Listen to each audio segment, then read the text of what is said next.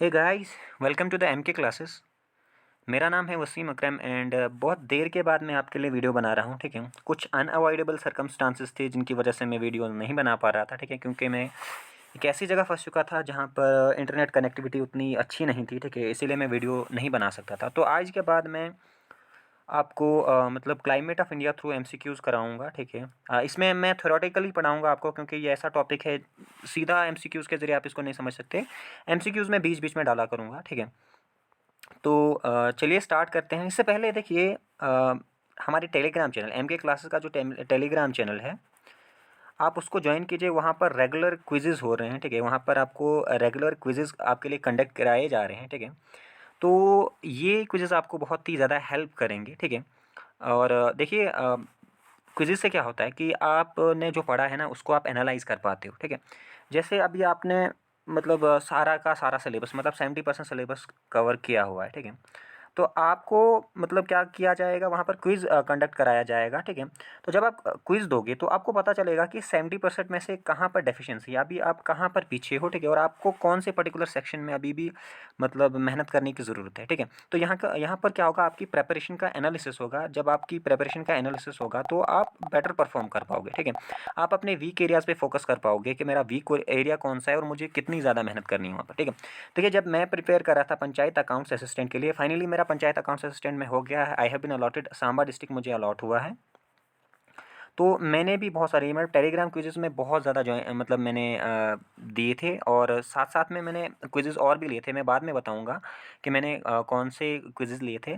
तो क्विज़ेज़ से क्या हुआ कि मैं खुद को एनालाइज़ कर पा रहा था कि मैंने जो पढ़ा है क्या मुझे उसमें से आ रहा है, कि मुझे मेरा वीक पोर्शन कौन-सा है। ठीक है, फिर मैं क्या करता हूँ, उन वीक पोर्शंस पे मैंने काम किया और ultimately I was able to correct the examination. ठीक है, और फाइनली मेरा सिलेक्शन भी हो गया। ठीक है, देखिए, मैं एक डिटेल स्ट्रैटेजी की वीडियो लेकर आऊँगा आपके लिए कि किस तरह से मेरी स्ट्रैटेजी थी, मैंने कौन सी बुक्स फॉलो की। ठीक है, कहाँ से मैंने टेस्ट सीरीज़ दी। ठीक है, क्विज़ेज़ वगैरह कैसे दिए, मैं उस पे मैं अलग से एक वीडियो लेकर आऊँगा। ठीक है, तो चलिए सबसे पहले हम अपना topic climate of India start करते हैं। अब सबसे पहले आपको वेदर और क्लाइमेट में पता होना चाहिए कि वेदर एंड क्लाइमेट के बीच में डिफरेंस क्या है, बेसिक डिफरेंस क्या है। ठीक है, वेदर जो होता है, जो मतलब एटमॉस्फेरिक कंडीशंस होती हैं, जो दिन ब दिन, day by day, minute by minute, seasonally जो एटमॉस्फेरिक कंडीशंस होती हैं उनको हम क्या कहते हैं, वेदर कहते हैं। लेकिन क्लाइमेट जो है ये एवरेज वेदर कंडीशन किसी एरिया की होती है। एक लंबे अरसे तक जो एवरेज वेदर कंडीशन होती हैं किसी एरिया की, जैसे 30 साल का हम वो मतलब एक लंबा पीरियड ले लेते हैं, तो एक लंबे अरसे तक किसी एरिया की जो वेदर कंडीशंस होती हैं उनको हम क्या कहते हैं, क्लाइमेट कहते हैं। देखिए, वेदर जो होता है ये day by day, minute by minute, even के आवर्स टू आवर जो है चेंज होता रहता है। लेकिन क्लाइमेट जो है एक लॉन्गर पीरियड ऑफ टाइम के लिए किसी एरिया का की वेदर कंडीशंस होती हैं।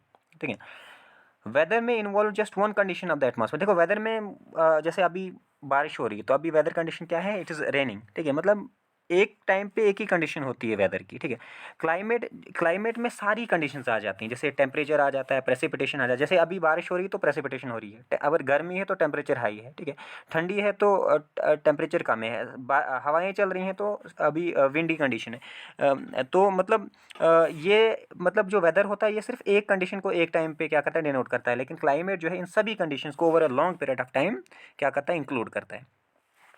तो वेदर जो है एक शॉर्ट पीरियड ऑफ टाइम, किसी जगह में शॉर्ट पीरियड ऑफ टाइम के लिए होता है, और जो क्लाइमेट होता है it is for the longer period of time. ठीक है, वेदर जो है जो आप डेली बेसिस पे देखते हो वो वेदर होता है। क्लाइमेट जो है ये एक लॉन्ग पीरियड ऑफ टाइम पर जो आप देखते हो वो क्या होता है, क्लाइमेट होता है। वेदर जो है शॉर्ट पीरियड ऑफ टाइम में चेंज होता है। ठीक है, और जो क्लाइमेट होता है ना ये सेंचुरीज इवन के डिकेड्स तक ये क्या रहता है, ये स्टेबल रहता है। साइंटिफिक स्टडी मतलब स्टडी ऑफ वेदर को हम क्या कहते हैं, मीटेरोलॉजी कहते हैं, और जो मीटेरोलॉजिस्ट होता है वो स्टडी करता है वेदर को।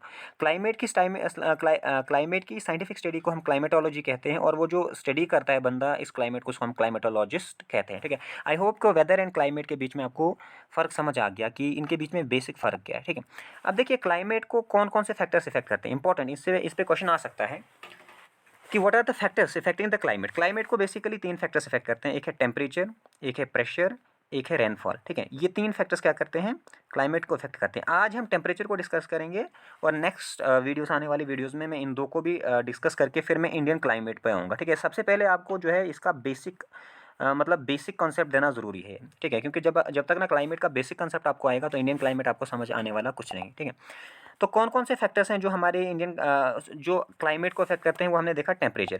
अब टेम्परेचर में भी कौन कौन से फैक्टर्स इफेक्ट करते हैं उनको हम देखते हैं। जैसे सबसे पहला टेम्परेचर में कौन सा फैक्टर इफेक्ट करता है क्लाइमेट को? Latitude, then is the long altitude, then is the distance from sea, then is pressure, then is relief, then is ocean current. ये सारे फैक्टर्स हैं जो किसको इफेक्ट करते हैं? टेम्परेचर को इफेक्ट करते हैं। अब हम एक एक करके सबको देखते हैं। अल्टीट्यूड, अल्टीट्यूड का मतलब होता है हाइट, अल्टीट्यूड का मतलब होता है हाइट, ठीक है।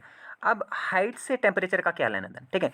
जितना हम क्या करते हैं सरफेस से, जितना हम सरफेस से ऊंचाई की तरफ जाते हैं तो टेम्परेचर घटता रहता है, ठीक है। जैसे अब फॉर एग्जांपल मान लो अभी मैं यहाँ पर हूँ, सरफेस पे हूँ, यहाँ से मैं जितना इस पहाड़ की तरफ चढ़ता जाऊँगा तो टेम्परेचर कम होता रहेगा, ठीक है। आपको ये याद रखना है कि जितना हम सरफेस से अल्टीट्यूड मतलब हाइट की तरफ जाते हैं, हायर जाते हैं, हायर एलिवेशंस पे जाते हैं तो हमारा टेम्परेचर क्या रहता है? घटता रहता है। As we go from surface of the earth to the higher elevations the atmospheric temperature decrease, atmospheric temperature क्या होता है? डिक्रीज होता रहता है, ठीक है। तो ये आपको ये इंपॉर्टेंट याद रखना है कि जो मतलब एटमॉस्फेयर का टेम्परेचर घटता है on going from lower latitude to higher latitude, उसको हम कहते हैं, उसको हम नॉर्मल लैप्स रेट कहते हैं। मतलब ये जो टेम्परेचर घटता है जब हम सरफेस से हायर लेटीट्यूड्स की तरफ जाते हैं उसको हम कहते हैं नॉर्मल लैप्स रेट। और ये नॉर्मल लैप्स रेट क्या है? मतलब जितना आप 165 मीटर ऊपर हाइट ऊपर जाओगे, हायर एल्टीट्यूड्स में जाओगे तो -1 डिग्री सेल्सियस कम होता जाएगा, ठीक है। Atmosphere gate heated from below, देखो एटमॉस्फेयर जो है ना यहाँ पर ज़्यादा गर्मी होगी और ऊपर की तरफ क्या होगी? कम क्या होती है? गर्मी होती है, ठीक है। आपको ये याद रखना कि सिंपली ये याद रखना है कि अल्टीट्यूड के साथ टेम्परेचर घटता रहता है, ठीक है। अच्छा, दूसरा है लेटीट्यूड्स। लैटिट्यूड्स तो आपको पता होंगे, ठीक है। मतलब आपने ग्लोब तो देखा होगा, ये जो लाइंस ये जो हॉरिजॉन्टल लाइंस होती हैं इनको हम क्या कहते हैं? लैटिट्यूड्स कहते हैं, ठीक है। इसमें 3 लैटिट्यूड्स को आपको याद रखना है। एक है इक्वेटर जो कि 0 डिग्री पे है, फिर 23.5 नॉर्थ, 23.5 नॉर्थ में है tropic of cancer, and 23.5 south में क्या है? Tropic of capricorn. ये 3 इंपॉर्टेंट लैटिट्यूड्स, इनको आप याद रखना। अब देखिए जितना हम इक्वेटर से, जैसे यहाँ पर ये इक्वेटर है, जितना हम इक्वेटर से पोल्स की तरफ जाते हैं, इक्वेटर से जैसे हम पोल्स की तरफ जाते हैं तो टेम्परेचर क्या रहता है? घटता रहता है। तो क्लाइमेट क्या होता रहता है? कोल्ड होता है। मतलब इक्वेटर पे सबसे हॉट क्लाइमेट होगा और जैसे ही हम इक्वेटर से पोल्स की तरफ जाएंगे तो क्लाइमेट कूल ठंडा होता रहता है, ठीक है। ऐसा क्यों? क्योंकि मतलब सूरज जो होता है ये इक्वेटर से ट्रॉपिक ऑफ कैंसर और ट्रॉपिक ऑफ कैप्रिकॉर्न मतलब ट्रॉपिकल रीजन के बीच में ही घूमता रहता है। और जितना हम इक्वेटर से पोल्स की तरफ जाएंगे तो इसकी सनरेज क्या होती है? स्लांटिंग होती जाती है और एक टाइम ऐसा आ जाता है कि यहाँ पर ये पहुँच ही नहीं पाते जिसकी वजह से क्लाइमेट घटता रहता है, ठीक है। तो आपको ये याद रखना है कि जैसे ही हम इक्वेटर से पोल्स की तरफ चलते रहते हैं तो क्लाइमेट ठंडा होता जाता है, ठीक है। तो नेक्स्ट जो फैक्टर है जो टेम्परेचर को इफेक्ट करता है एंड अल्टीमेटली क्लाइमेट को इफेक्ट करता है वो है डिस्टेंस फ्रॉम सी, ठीक है। देखिए ऐसे एरियाज जो सी के साथ में ही हैं वहाँ पर क्लाइमेट ना ज़्यादा हॉट होता है, ना ज़्यादा हार्श होता है, ना ज़्यादा ही कूल्ड होता है, क्योंकि वहाँ पर एक मॉडरेटिंग इफेक्ट ऑफ क्लाइमेट होता है। मतलब देखिए जो मतलब जो एरिया समुद्र के तट के साथ होता है ना, उन एरियाज़ का क्लाइमेट बहुत ही क्या होता है? मॉडरेट होता है, ना ज़्यादा गर्म ना ज़्यादा ठंडा। क्यों? क्योंकि ये जो समुद्र है ना ये इस एरिया पे मॉडरेटिंग इफेक्ट ऑफ क्लाइमेट क्या करता है? एग्जर्ट करता है। कैसे? जैसे आप एक बात समझिए, जो ये समुंदर होता है ये ना ज़्यादा जल्दी गर्म होता है ना ज़्यादा जल्दी जल्दी ठंडा होता है, जबकि ये जो ज़मीन होती है ये बहुत ज़्यादा मतलब जल्दी गर्म भी हो जाती है और बहुत ज़्यादा जल्दी ठंडी भी हो जाती है। जैसे अभी सूरज यहाँ पर निकला हुआ है और यहाँ पर किरणें पड़ रही हैं सूरज की, ठीक है। तो ये क्या होगा? ये जो ज़मीन होगी ये बहुत ज़्यादा जल्दी क्या हो जाएगी? हीटअप हो जाएगी, तो यहाँ पर गर्मी बढ़ जाएगी, ठीक है। यहाँ पर क्या हो जाएगी? गर्मी बढ़ जाएगी। गर्मी बढ़ जाएगी तो यहाँ पर क्या हो जाएगा? प्रेशर कम हो जाएगा। प्रेशर क्या हो जाएगा? इसको मैं एक समझाता हूँ यहाँ पे। यहाँ पर जैसे गर्मी बढ़ जाएगी तो क्या होगा? जब गर्मी बढ़ जाएगी, हीट बढ़ जाएगी तो प्रेशर क्या हो जाता है? कम हो जाता है, प्रेशर कम हो जाता है। On the other hand pressure जब यहाँ पर कम हो गया, लेकिन जो समुंदर है, समुंदर उतना जल्दी गर्म नहीं होता, ठीक है। इस पर भी सूरज की किरणें पड़ेंगी, ये उतना ज़्यादा गर्म नहीं होगा, तो यहाँ पर क्या होगा? प्रेशर ज़्यादा रहेगा। क्या रहेगा? प्रेशर ज़्यादा रहेगा। तो ये उतना गर्म नहीं है, इसका मतलब यहाँ की हवाएं क्या हैं? ठंडी हैं। क्या है? यहाँ की हवाएं ठंडी हैं। तो आपको पता है कि हवा जो है हाई प्रेशर से लो प्रेशर की तरफ जाती है। यहाँ पर हाई प्रेशर और यहाँ पर क्या है? ज़मीन पर लो प्रेशर है, क्योंकि यहाँ पर बहुत ज़्यादा गर्मी होगी। तो ये जो ठंडी हवाएं हैं ना ये समुद्र से ज़मीन की तरफ आना स्टार्ट हो जाती हैं, जिनको हम क्या कहते हैं? सी ब्रीज कहते हैं, और यहाँ के क्लाइमेट को क्या कर देती हैं? ठंडा कर देती हैं। इसीलिए जो एरियाज़ इन समुद्र के नज़दीक होते हैं, इन वाटर बॉडीज़ के नज़दीक होते हैं, उनका क्लाइमेट बहुत ही मॉडरेट होता है। और जैसे ही ये मतलब समुद्र से मतलब जितनी जगह दूर होगी उसका उतना ज़्यादा क्लाइमेट क्या होगा? हार्श होगा। जैसे हम एग्जांपल ले लेते हैं मुंबई की। मुंबई जो है समुद्र के किनारे पे है, तो वहाँ का क्लाइमेट कैसा है? मुंबई का क्लाइमेट बहुत ही मॉडरेट है। लेकिन अगर हम बात करें राजस्थान की, राजस्थान जो है समुद्र से राजस्थान जो है समुद्र से बहुत ज़्यादा दूर है, या हरियाणा समुद्र से बहुत ज़्यादा दूर है, वहाँ का क्लाइमेट बहुत ही हर्ष होगा, क्योंकि वहाँ पर एक इफेक्ट हो जाता है जिसको हम कंटिनेंटैलिटी कहते हैं। कंटिनेंटैलिटी का मतलब होता है कि वो जो ज़मीन का हिस्सा है, वो जो लैंड मास है, वो समुद्र से बहुत ज़्यादा दूर है। वहाँ पर क्या होगी, जैसे ही मतलब ये सूरज की किरणें पड़ेंगी, तो वो एरिया क्या होगा, बहुत ही ज़्यादा हीट अप होगा। वहाँ पर कोई भी वाटर बॉडी नहीं होगी जो उसके क्लाइमेट को क्या कर दें, मॉडरेट कर देंगे। अल्टीमेटली वहाँ पर क्या होगी, हीट बहुत ही ज़्यादा होगी, ठीक है। तो ये भी एक फैक्टर है जो टेम्परेचर को इफेक्ट करती है एंड अल्टीमेटली क्लाइमेट को इफेक्ट करती है किसी जगह की, ठीक है। अब देखिए ऐसे एरिया जहाँ पर समुद्र वाटर बॉडीज उनके इर्द गिर्द नहीं है, तो वहाँ का क्लाइमेट कैसा होगा, वहाँ का क्लाइमेट होगा हॉट होगा, ठीक है, हॉट होगा, ठीक है। आई समझ? देखिए यहाँ पर मैंने समझाया हुआ कि टेम्परेचर और डिस्टेंस फ्रॉम सी। देखिए जो समर्स में क्या होती है कि जो लैंड बॉडीज़ हैं ना, वो क्विकली हीट अप होती हैं, लेकिन वाटर बॉडीज जो होती हैं वो स्लोली क्या होती हैं, क्विक हीट अप होती हैं, मतलब वो क्या होती हैं, ठंडी होती हैं। तो यहाँ पर प्रेशर क्या हो जाता है, कम हो जाता है, यहाँ पर प्रेशर ज़्यादा हो जाता है, यहाँ पर ठंडी हवाएं होती हैं, ठीक है। मतलब यहाँ पर इसके ऊपर क्या होगी, ठंडी हवाएं होंगी ना। तो हवा जो हमेशा हाई प्रेशर से लो प्रेशर की तरफ चलती है, तो ये हवा क्या होगी, यहाँ से यहाँ आ जाएगी और यहाँ के इस एरिया को क्या कर देगी, मॉडरेट कर देगी, मतलब इसके यहाँ के क्लाइमेट को मॉडरेट कर देगी, ठीक है। यहाँ पर लैंड एंड सी ब्रीजेस को अभी आपको समझना है। जैसे यहाँ पर अभी दिन की बात करते हैं, दिन की बात करेंगे तो यहाँ पर क्या पड़ेंगी, सूरज की किरणें पड़ेंगी, यहाँ पर ये लैंड क्या हो जाएगी, गर्म हो जाएगी, और यहाँ का मतलब गर्मी बढ़ जाएगी, लेकिन प्रेशर क्या हो जाएगा, प्रेशर घट जाएगा। यहाँ पर प्रेशर जब घट जाएगा, लेकिन जो सी है ये इस ज़मीन के मुकाबले में ठंडा होगा। ठंडा होगा इसका मतलब क्या होगा, प्रेशर ज़्यादा होगा, और यहाँ की हवाएं क्या होंगी, ठंडी होंगी। होता क्या है कि यहाँ से हवाएं उठती हैं हाई प्रेशर से और ज़मीन की तरफ चलना स्टार्ट कर देती हैं, जिनको हम क्या कहते हैं, सी ब्रीज कहते हैं, और ये इस एरिया के क्लाइमेट को क्या कर देती हैं, ठंडा कर देती हैं। रात को क्या होता है, इसका उल्टा होता है। रात को क्या होता है कि ये ज़मीन बहुत जल्दी क्या हो जाती है, ठंडी हो जाती है। आपको पता है कि ज़मीन बहुत जल्दी ठंडी भी होती है और बहुत जल्दी गर्म भी होती है। ज़मीन क्या हो जाएगी, बहुत जल्दी ठंडी हो जाएगी। ठंडी होगी तो यहाँ पर प्रेशर क्या हो जाएगा, प्रेशर बढ़ जाएगा। लेकिन समुद्र उतना जल्दी ठंडा नहीं होता, इसका मतलब ये जो है ये ज़मीन से ज़्यादा गर्म होगा। इसका मतलब गर्म होगा तो यहाँ पर प्रेशर क्या होगा, प्रेशर कम होगा। अब जो हवाएं हैं वो हाई प्रेशर से लो प्रेशर की तरफ चलेंगी, तो यहाँ से जो ये जो ठंडी हवा है यहाँ से किसकी तरफ जाएगी, मतलब समुद्र की तरफ जाएगी। इसको हम क्या कहते हैं, लैंड ब्रीज कहते हैं। और यहाँ से जो गर्म हवा है वो ज़मीन की तरफ आई, जिसको हम क्या कहते हैं, सी ब्रीज कहते हैं। इसी तरह ये मॉडरेटिंग इफेक्ट ऑफ क्लाइमेट मतलब चलता रहता है। और जो ऐसे ऐसे एरिया जो समुद्र के साथ में ही लगे होते हैं उनका क्लाइमेट कैसा होता है, बिल्कुल मॉडरेट होता है, ना ज़्यादा गर्म ना ज़्यादा ठंडा, ठीक है, इन sea breeze and land breezes की वजह से। और एक फैक्टर जो कि टेम्परेचर को इफेक्ट करता है एंड अल्टीमेटली क्लाइमेट को इफेक्ट करता है, वो है ओशन करंट्स, ठीक है।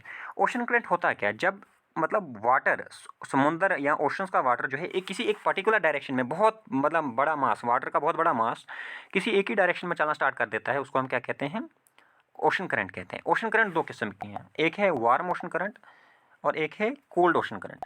अब देखिए जो वार्म ओशन करंट है वो क्या कर देगी, जिस एरिया से वो गुजरेगी वहाँ का टेम्परेचर क्या कर देती है, बढ़ा देती हैं। कोल्ड ओशन करंट जो होती हैं, जो जिस एरिया से गुजरती हैं उस एरिया का जो टेम्परेचर है उसको घटा देती हैं, ठीक है, कम कर देती हैं। तो वार्म करंट क्या करती हैं, टेम्परेचर को इंक्रीज़ करती हैं। कोल्ड करंट क्या करती हैं, टेम्परेचर को डिक्रीज़ करती हैं। जैसे गल्फ स्ट्रीम जो है वो वेस्टर्न यूरोप के कोस्ट जो है, वेस्टर्न यूरोप के कोस्ट जो है वहाँ का टेम्परेचर बढ़ा देता है, क्योंकि ये गल्फ स्ट्रीम क्या है, एक वार्म ओशन करंट है, ठीक है। तो ये क्या कर देती हैं, टेम्परेचर को बढ़ा देती हैं। अल्टीमेटली ये क्या कर देती हैं, क्लाइमेट पे, उस एरिया के क्लाइमेट के ऊपर इफेक्ट डाल देती हैं, ठीक है। अच्छा, उसके बाद विंड्स भी हमारे टेम्परेचर को इफेक्ट करती हैं, ठीक है। जैसे अभी जो कोल्ड विंड्स होंगी वो क्या कर देंगी, जैसे कोल्ड साइबेरियन विंड्स हैं वो क्या कर देती हैं, वो क्लाइमेट को क्या कर देती हैं, ठंडा कर देती हैं, यानी टेम्परेचर को कम कर देती हैं। अल्टीमेटली क्या कर देती हैं, अल्टीमेटली क्लाइमेट पे भी इफेक्ट करती हैं। और जो कूल्ड विंड्स हैं वो क्या कर देती हैं, किसी एरिया के टेम्परेचर को कम कर देती हैं एंड अल्टीमेटली वहाँ का टेम्परेचर क्लाइमेट भी उसी हिसाब से एडजस्ट होता है। जैसे हमारे इंडिया में है लू, एक हॉट विंड है, वो क्या कर देती हैं, राजस्थान वगैरह में ये चलती है, हरियाणा राजस्थान में चलती है, ये हॉट विंड होती है। ये क्या कर देती है, किसी एरिया के मतलब जो मतलब टेम्परेचर है वहाँ का टेम्परेचर बढ़ जाता है जब ये विंड आ जाती है एंड अल्टीमेटली वहाँ का क्लाइमेट भी इसी हिसाब से होता है।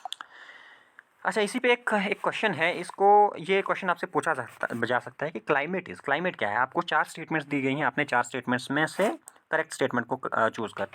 The further you get from equator, ये भी नहीं है, ये तो लैटिट्यूड्स हैं, मतलब इक्वेटर से जितना आप जाओगे तो मतलब वो लैटिट्यूड लाइंस मैंने समझा देंगे। Higher you go the colder it gets, ये तो नॉर्मल लैप्स रेट है जिसको हमने अल्टीट्यूड में पढ़ा। The conditions of atmosphere at certain place at A time, मतलब किसी खास जगह की जो कंडीशंस हैं, एटमॉस्फेरिक कंडीशंस हैं किसी खास वक्त पे, तो ये नहीं है। The average weather conditions of an area over a long period of time, मैंने जब डिफरेंस कराया था तो मैंने पढ़ाया था कि जब लंबे अरसे तक किसी एरिया की हम एवरेज वेदर कंडीशंस को लेते हैं उसको हम क्या कहते हैं, क्लाइमेट कहते हैं। On the other hand weather क्या होता है, वेदर होता है डे टू डे जो एटमॉस्फेरिक कंडीशंस होती हैं उनको हम क्या कहते हैं, वेदर कहते हैं। वेदर जो है day to day, even minutes to minute, even hour to hours change होता है, लेकिन वेदर जो क्लाइमेट होता है ये डे टू डे चेंज नहीं होता, ये लंबे अरसे तक होता है। यूजुअली वो अरसा हम 30 साल का लेते हैं, ठीक है। तो correct option is option D, ठीक है। So this is sufficient for today, आज के लिए इतना ही। मैं मतलब फिर से आपको जो है सजेस्ट करूंगा कि जो टेलीग्राम पे क्विजेस कराए जा रहे हैं, आप वो जो है टेलीग्राम के लिंक अपने दोस्तों के साथ भी शेयर कीजिए जो प्रेपरेशन कर रहे हैं, उनको भी बोलिए टेलीग्राम क्विजेस को ज्वाइन करें। वहाँ से आपकी जो है प्रेपरेशन का एनालिसिस कर पाओगे आपके मैं किस स्टेज पे हूँ वहाँ, क्या, क्योंकि वहाँ पर आपको रैंक मिलता है कि आपका रैंक इतने बंदों में से कितना रैंक है, तो आप एनालाइज कर पाते हो अपना। बाकी जो मैंने स्ट्रेटेजी फॉलो की थी उस पर मैं एक अलग से वीडियो लेकर आऊँगा, ठीक है। So this is sufficient for today I think. So see you in the next video, till then bye bye, thank you.